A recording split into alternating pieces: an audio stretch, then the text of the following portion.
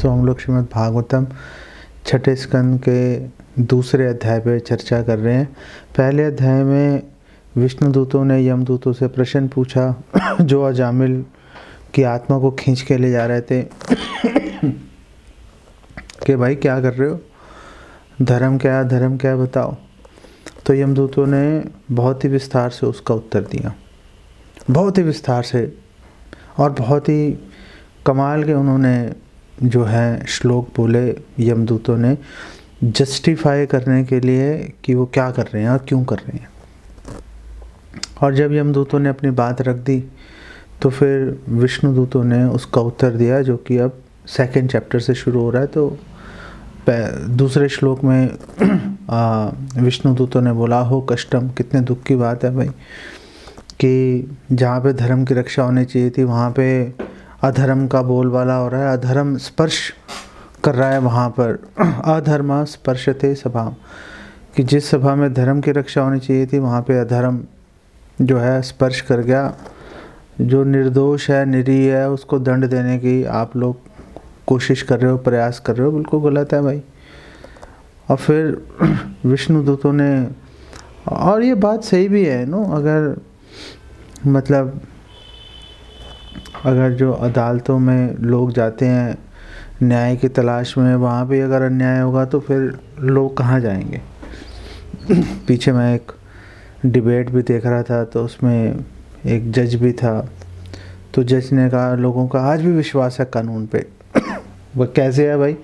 उसने कहा, देखो कहीं पे डिस्प्यूट होता है तो लोग आज भी अदालत में जाते हैं। अरे ये क्या लॉजिक है? मतलब अब और कुछ है ही नहीं। मतलब कोई अगर दो पार्टीज में डिस्प्यूट है तो उनको अदालत में जाना ही पड़ेगा। मतलब तो वो बेचारा मजबूरी में आ रहा है, इसमें होप वाली क्या बात है? अब कुछ और सिस्टम ही नहीं है। और उन्होंने इसी को बोला, देखो लोगों का कितना विश्वास है अदालत पे। अरे विश्वास चलो मान लिया है, आप क्या कर रहे हो भाई? आपने करोड़ों केस पेंडिंग रखे हुए हैं, 20-20 साल लोगों का फैसला नहीं आता। ये कौन सा कानून है? क्या आपको नहीं पता? Justice delayed is justice denied, कि आप अगर लेट करोगे, अगर आप इतना टाइम लगा दोगे फैसला सुनाने में, तो वो तो जिसने केस किया था वही मर जाता है। मेरी एक रिलेटिव था क्या उसके घर पे मतलब कब्जा कर लिया किसी ने। वो किराएदार रखे थे, वो किराएदार ने कब्जा कर लिया। तो अब उसके फादर ने वहाँ पे मतलब मुकदमा दायर कर दिया भाई। मुकदमा दायर कर दिया, वो 20-25 साल चलता रहा, वो मर गया, उसके फादर मर गए। तो फिर बेटे ने वो जिम्मा उठा लिया। तो एक बार हम उनके घर गए तो उसने कहा, भैया क्या करूं, कुछ समझ नहीं आ रहा। और मैंने कहा, भाई तेरे पिताजी मर गए, मतलब लड़ते लड़ते तू भी लड़ते लड़ते मर जाएगा। और जो भी है जैसे भी है निपटा, 2-4-5 करोड़ इधर क्या उधर क्या, बात ख़त्म कर, वहाँ से निकल बाहर, अपना कम से कम चैन की सांस तो लेगा। तो उसको बात समझ में आ गई। उसने वो केस ख़त्म किया। वो चल रहा था 30 साल से केस चल रहा था। जस्टिस डिनाइड, कोई जस्टिस नहीं है भाई इसमें। क्या जस्टिस है? आपने उसको 30 साल तक तड़पाया, वो बेचारा एक तो मर गया, दूसरे ने कॉम्प्रोमाइज़ किया।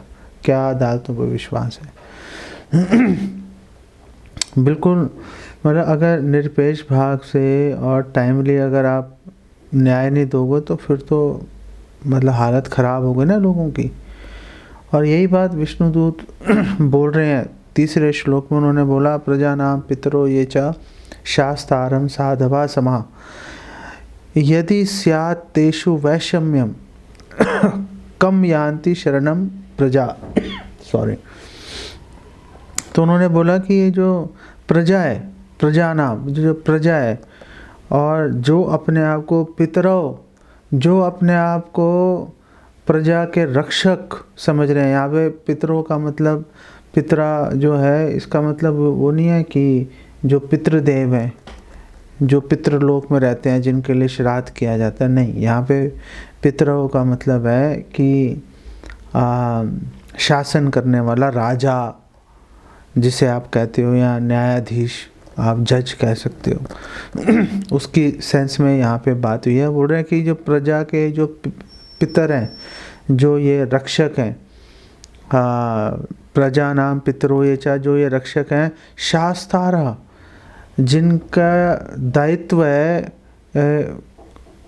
सुरक्षा के लिए, कानून व्यवस्था के लिए, विधि विधानों को जो लोगों को बताते हैं, कानून बनाते हैं, साधवा, उनके अंदर अच्छी क्वालिटीज़ होनी चाहिए, गुड क्वालिटीज़ होनी चाहिए, समा, और सबको समभाव से देखना चाहिए। ऐसा नहीं सोचना चाहिए कि ये मेरा मित्र है, शत्रु है। अगर आप पक्षपात भेदभाव पे आ गए तो फिर तो भाई कैसे कानून चलेगा। फिर तो जो अच्छा लगता है, चाहे दोषी है या नहीं है, वो छूट करेगा, और जो अच्छा नहीं लगता वो निर्दोष भी होगा तो भी फंसेगा वो। और फिर विष्णुदूतों ने बोला यदि स्यात् तेषु वैषम्यम। वैषम्यम मतलब कि अगर आपस में तारतम्य नहीं है, अगर आपस में सामंजस्य नहीं है, आपस में विरोध है, अगर वैषम्य का मतलब विरोध है अगर आपस में, यदि स्यात्, अगर है, तेषु, उनमें, जो किनमें, जिनका काम है लोगों की रक्षा करना, अगर उनमें विरोध आ गया, कम यान्ति शरणम प्रजा, तो ये लोग मतलब किसकी शरण में जाएंगे? वो तो मतलब ना घर के रहे ना घाट के रहे, वो तो मर जाएंगे वो तो बेचारे। प्रभुपाद इसका बिल्कुल एक सटीक एग्जाम्पल देते हैं। क्या एग्जाम्पल देते हैं प्रभुपाद? प्रभुपाद ने बोला देखो ये कोर्ट्स हैं, उनकी हालत देख लो आप। अब डिस्ट्रिक्ट कोर्ट है, हाई कोर्ट है, सुप्रीम कोर्ट है। डिस्ट्रिक्ट कोर्ट की जजमेंट है वो हाई कोर्ट में रिवर्स हो जाती है, हाई कोर्ट की जजमेंट है वो सुप्रीम कोर्ट में रिवर्स हो जाती है। तो वैषम्य में आ गया ना। अब कानून की किताब तो एक ही है भाई, कानून की किताब एक है। अब मतलब वैषम्यम कैसे आ गया, कैसे विरोधाभास आ गया? जो डिस्ट्रिक्ट कोर्ट का जज है उसने भी तो वही किताब पढ़ी होगी, तो उसका फैसले से हाई कोर्ट चेंज कैसे कर दिया, हाई कोर्ट का फैसला सुप्रीम कोर्ट ने कैसे चेंज कर दिया, सेम उसको पकड़ के चलना चाहिए था ना। मतलब क्या पॉइंट है इसका भाई?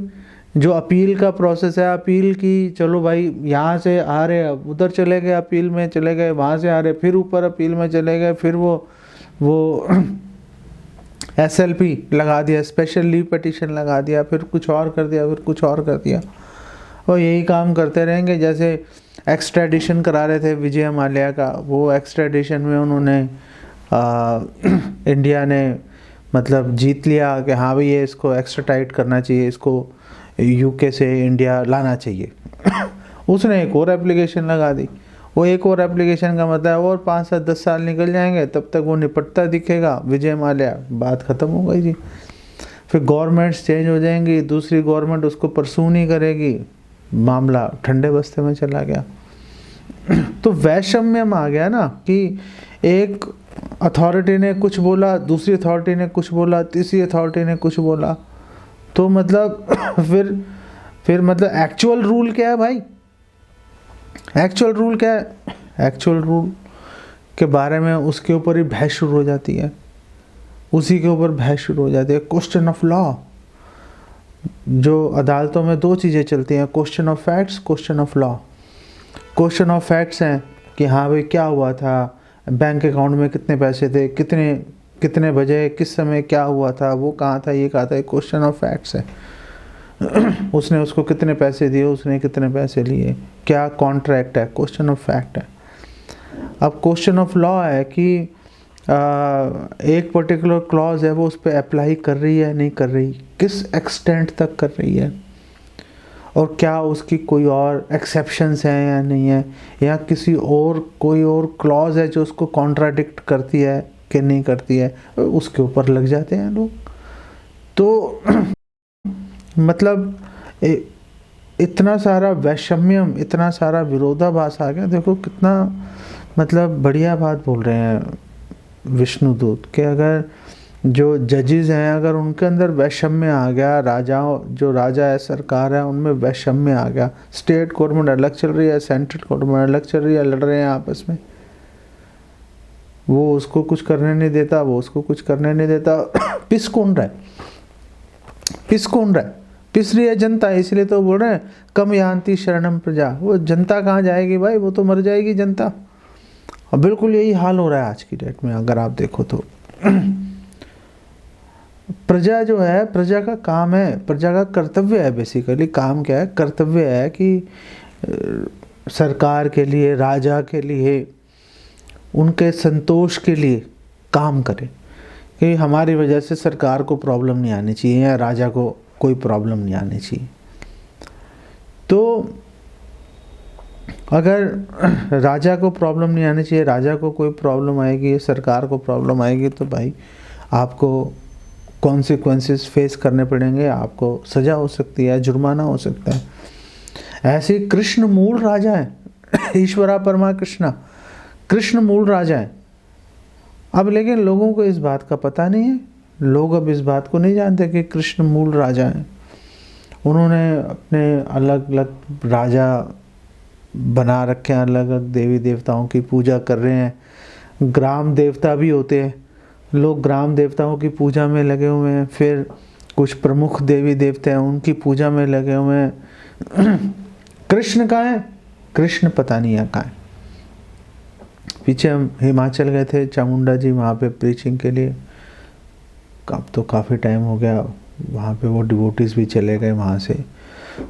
तो मैं चामुंडा जी मंदिर के अंदर गया दर्शन के लिए।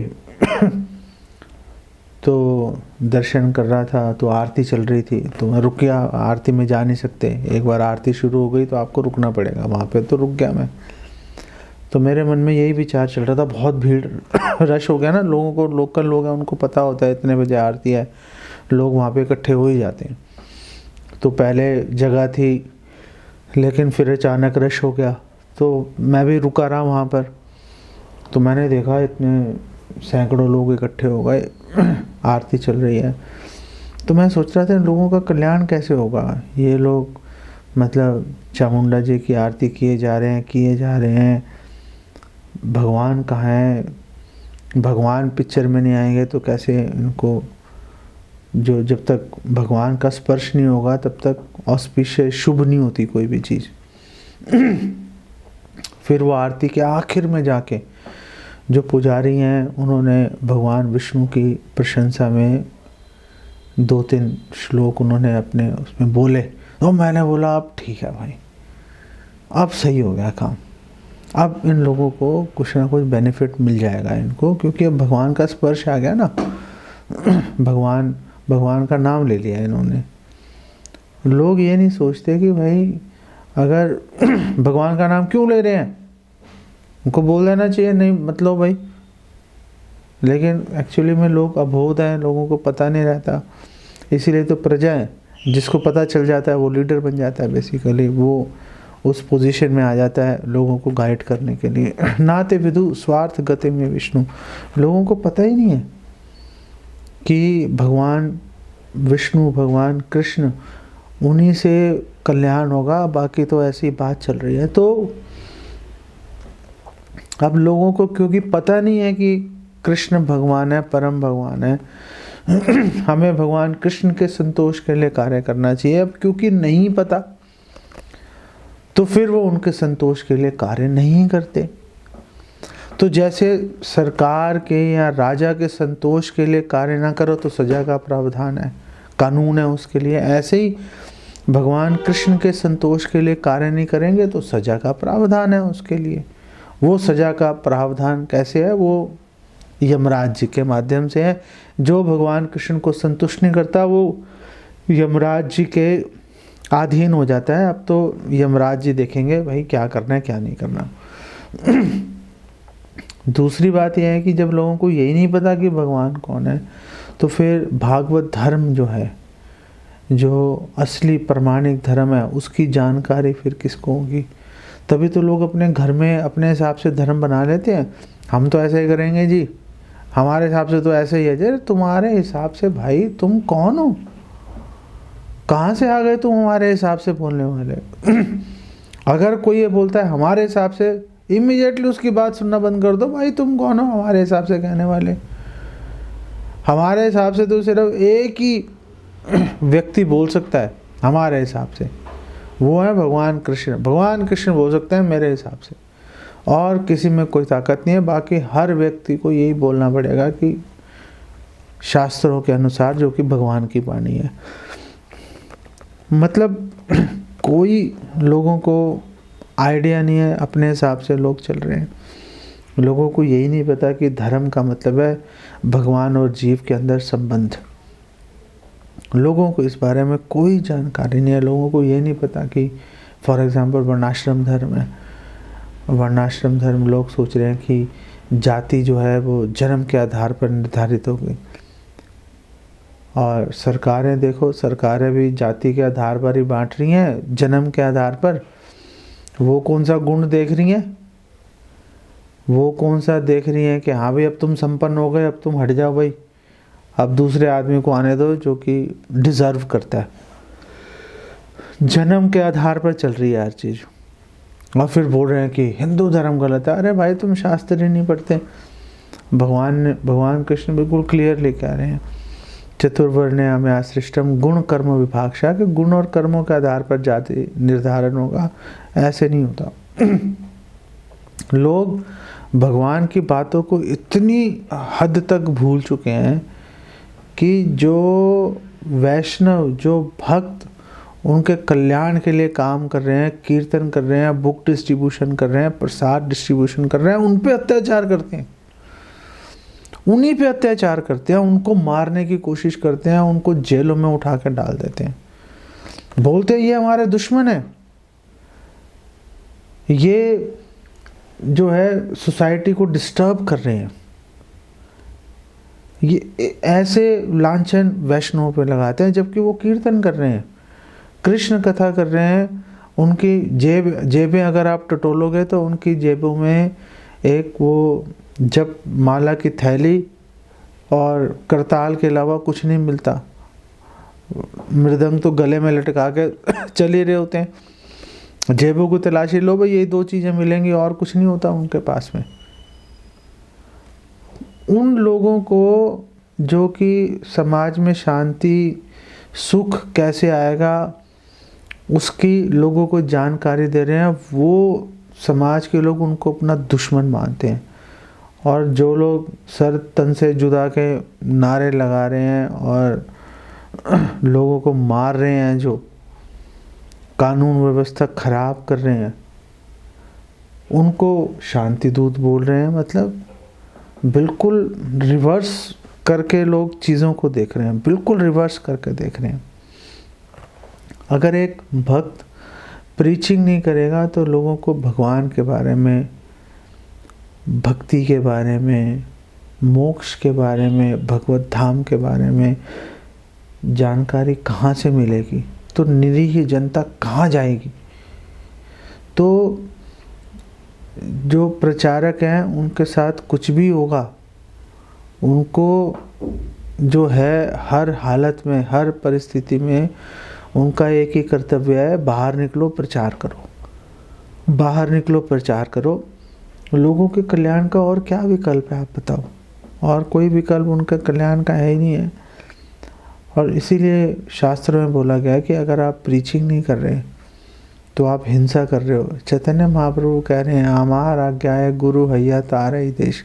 मेरी आज्ञा है गुरु बनो भाई। ये व्यर्थ की ह्यूमिलिटी छोड़ो, विनम्रता छोड़ो। नहीं प्रभु जी मैं तो कुछ नहीं कर सकता। अरे आप कुछ नहीं कर सकते, ठीक बात है, लेकिन दूसरों से बात सुन के दोहरा तो सकते हो, दोहराओ भाई, रिपीट करो, बात ख़त्म हो गया, कार्बन कॉपी है। ये इम्पोर्टेंट है ना। ये इम्पोर्टेंट इसलिए है क्योंकि केवल मनुष्य योनि में हो सकता है, और किसी योनि में संभव नहीं है, और किसी योनि में संभव नहीं है। पहले के जो राजा थे, महाराज युधिष्ठिर, अम्बरीश महाराज, जनक, प्रहलाद, परीक्षित, ये सब प्रजा का ध्यान रखते थे, सेवा में लगा कर लगते थे। लेकिन अब तो श्रील प्रभुपाद बोल रहे हैं डेमोक्रेसी में राक्षस लोग आ गए हैं, चोर उचक्के टाइप लोग आ गए हैं। लोगों को मिथ्याचार में, लोगों को भोग में, लोगों को भगवान से दूर लेके जा रहे हैं। भोगों में लोगों को लगा के चल रहे हैं कि भोग करो, भगवान को छोड़ो, सुखी रहो। जीवन का लक्ष्य क्या है, कोई लेना देना नहीं है। एक लक्ष्य सबको पता है, पैसा पैसा पैसा, बस इसी के पीछे लोग भाग रहे हैं। कैसे जो विष्णुदूत बोल रहे हैं, कम यान्ति शरणम प्रजा, कि ये जो जनता है, निरीह लोग हैं बेचारे, कहाँ जाएंगे। जब ये श्लोक पढ़ते हैं तो एक भक्त को इन श्लोकों को पढ़ के सुनकर उनको क्या सोचना चाहिए। एक भक्त को सोचना चाहिए कि वो भगवान का प्रतिनिधि है, जिसने तिलक लगा दिया, जपमाला हाथ में पकड़ ली, वो भगवान का प्रतिनिधि है भाई, बात खत्म हो गई। जहाँ जाएगा उसको भगवान के प्रतिनिधि के रूप में देखेंगे। अब उसका ये कर्तव्य है, धर्म का आचरण करो। यही बात तो विष्णुदूत कह रहे हैं यमदूतों को कि भाई धर्म का आचरण करो, तुम धर्मराज के प्रतिनिधि हो, धर्म का आचरण करो। एक भक्त ये सोचेगा, जब एक भक्त ये लाइन सुनेगा तो एक भक्त ये सोचेगा कि मैं भगवान का प्रतिनिधि हूँ, मुझे धर्म का आचरण करना चाहिए, मेरा कर्तव्य है। अगर एक भक्त धर्म का आचरण नहीं करेगा तो लोग उसको देख के आदर्श स्थापित कर देंगे, देखेंगे, बोले देखो वो भी ऐसा कर रहा था, हम भी ऐसा कर सकते हैं। अथॉरिटी आ गई ना, अथॉरिटी आ गई, वो अपने जीवन में लगाना शुरू कर देंगे लोग। और बिल्कुल एग्जैक्ट यही बात जो है चौथे श्लोक में विष्णुदूतों ने बोली, यद यद आचरति श्रेयान इतरस तत्तत् ईहते स यद प्रमाणम कुरते लोकस्तत् अनुवर्तते, कि श्रेष्ठ आदमी जो भी काम करेगा, जो लोग हैं, जो जन साधारण है, भाई उनकी तरफ देखेंगे, उनकी नकल करेंगे, जैसा आदर्श जैसा प्रमाण वो स्थापित करेंगे, सारी दुनिया वैसे ही करेगी। बिल्कुल ये एग्जैक्ट श्लोक है भगवद गीता 3:21 बिल्कुल एग्जैक्ट श्लोक है। यद यद आचरति श्रेष्ठ तत्तद एवेतरो जना स यद प्रमाणम कुरते लोकस्तद अनुवर्तते। बिल्कुल एग्जैक्ट श्लोक चल रहा है।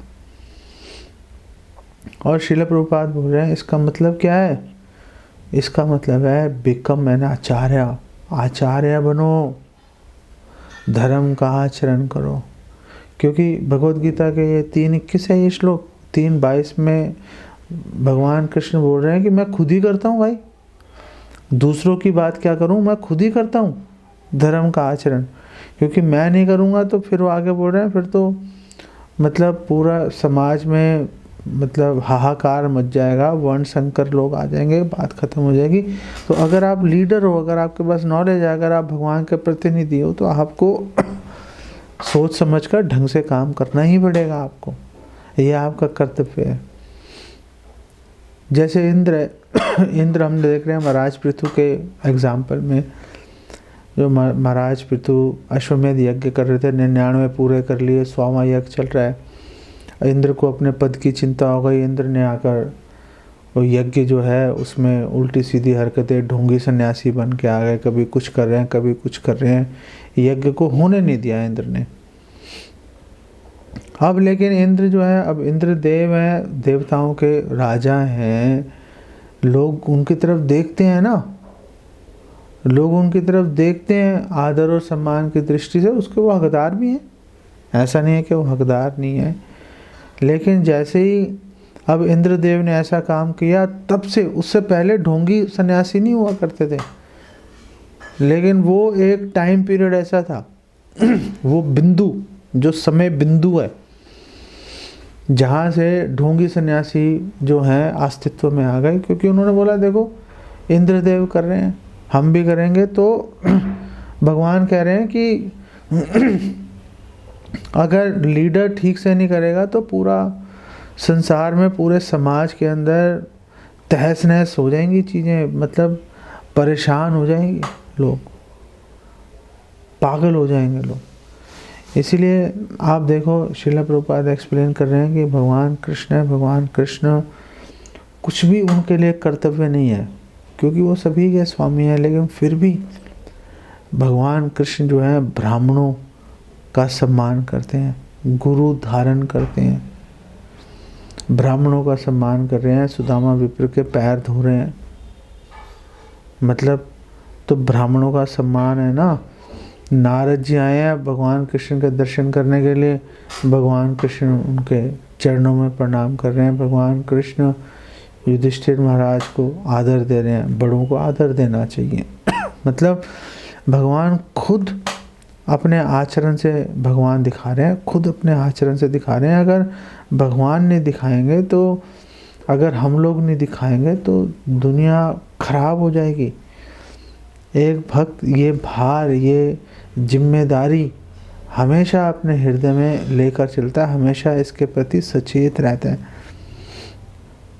इसलिए वैष्णव का कर्तव्य है कि बहुत ही सोच समझकर व्यवहार करें। जैसे श्रील प्रभुपाद एक्सप्लेन कर रहे हैं, जैसे भगवान ऋषभ देव है, भगवान ऋषभ देव वो यद्यपि भगवान है लेकिन क्षत्रिय के रूप में आए, तो उन्होंने पूरा क्षात्र धर्म का पालन किया, ब्राह्मणों का सम्मान किया, प्रजा की रक्षा कैसे करते हैं, प्रजा का पालन कैसे करते हैं, सब दिखाया। चैतन्य चरितमृत आदि लीला 3 अध्याय में बोल रहे हैं, आपने ना कैला धर्म सिखान न आए। अगर खुद धर्म का आचरण नहीं करोगे तो कैसे सिखाओगे। सिखाने के 2 ही तरीके हैं ना, बोल के और करके दिखाओगे। आप बोल कुछ रहे हो, कर कुछ रहे हो, वैषम्य आ गया तो फिर लोग क्या करेंगे। वो तो इजी वे आउट लेंगे, जो उनको आसान लगेगा, जो इंद्रिय तृप्तियाँ जिसमें होंगी वो उसको पकड़ लेंगे और बोलेंगे भैया आप कुछ भी बोल रहे हो, कर तो ये रहे हो, तो हम तो इसके पीछे चलेंगे। अयित सिद्धांत गीता भागवते गाए। ये पूरा भगवत गीता भागवत में क्या सिद्धांत चल रहा है, यही सिद्धांत चल रहा है कि खुद आचरण करके दिखाओ, खुद आचरण करके दिखाओ। आपको चैतन्य महाप्रभु के 2 एग्जाम्पल्स आपको देते हैं कि आदर्श कितना इम्पोर्टेंट है, आचरण कितना इम्पोर्टेंट है। चैतन्य महाप्रभु ऐसे अप्रतिम अद्वितीय व्यक्तित्व हैं जिन्होंने खुद अपने आचरण से दूसरों को दिखाया, और पूर्ववर्ती आचार्यों ने जो आचरण, जो आदर्श स्थापित किया था उसका भी, उस पे भी चले। वो दोनों तरफ दूसरे के लिए आदर्श प्रस्तुत भी कर रहे हैं, और जो पीछे से आदर्श चलता आ रहा है उसको भी, उसका भी पालन कर रहे हैं। तो दोनों एग्जाम्पल्स हम देखेंगे चैतन्य महाप्रभु की लीला में। चैतन्य महाप्रभु ने संन्यास लिया, संन्यास के बाद चैतन्य महाप्रभु ने संन्यास दंड ग्रहण किया। चैतन्य महाप्रभु ऑलरेडी जो है परमहंस के स्तर पर हैं।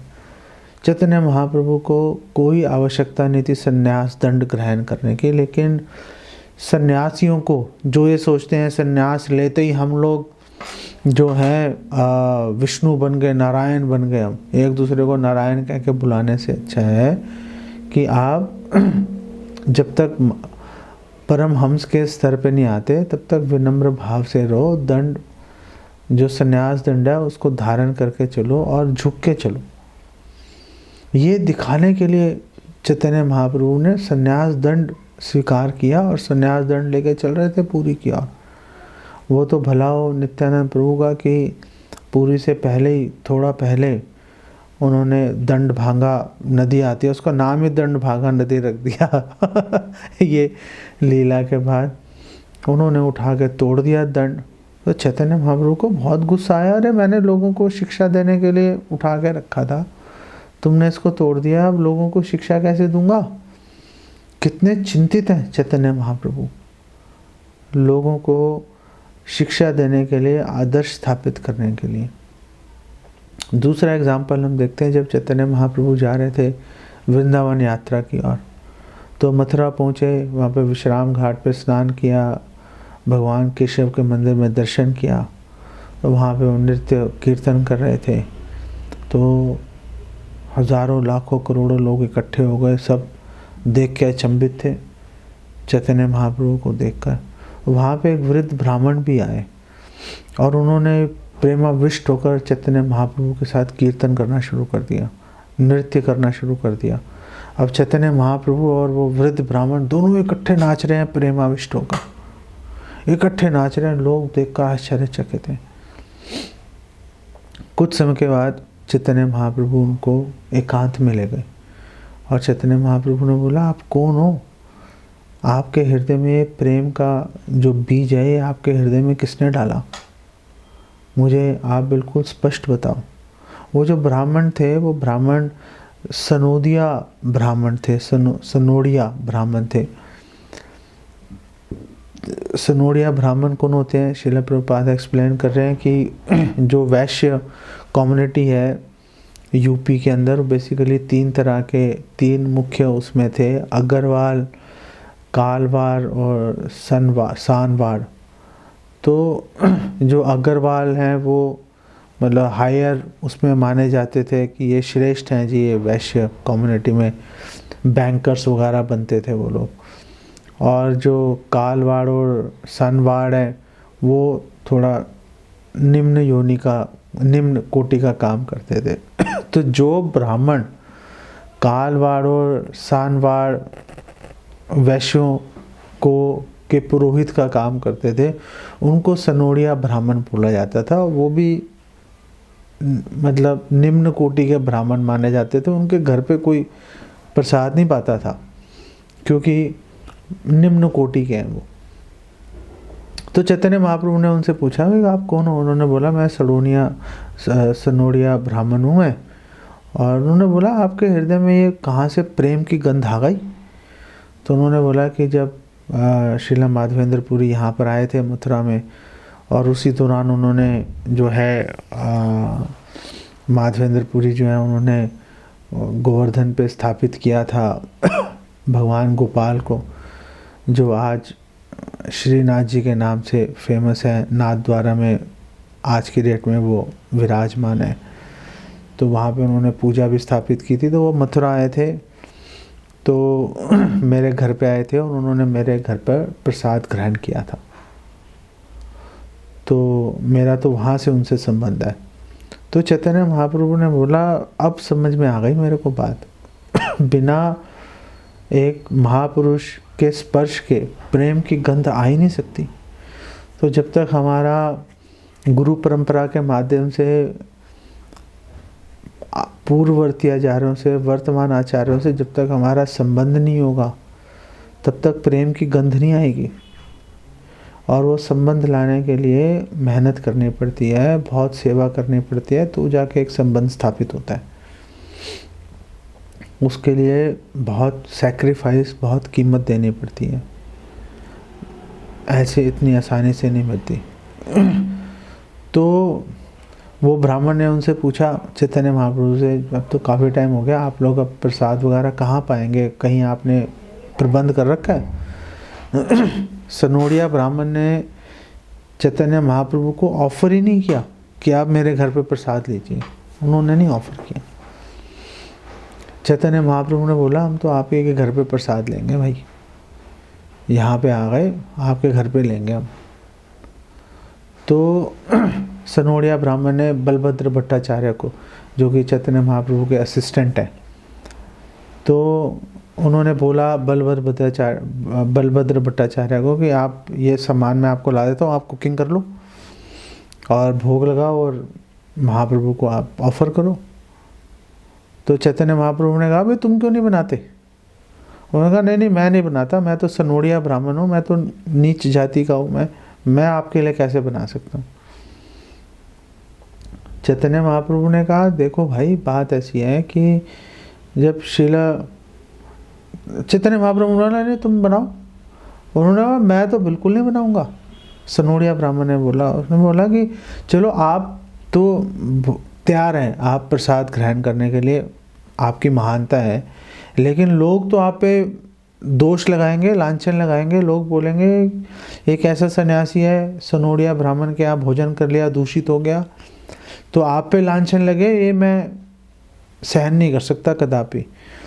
तो आप अपने असिस्टेंट को बोलो, वो कुकिंग कर लेगा। चैतन्य महाप्रभु ने बोला कि शास्त्रों की शिक्षाओं में भेद हो सकता है, और वो भेद, वो विरोध को कौन निपटाएगा? वो एक साधु अपने आचरण से उसको निपटाएगा, उसका समाधान करेगा।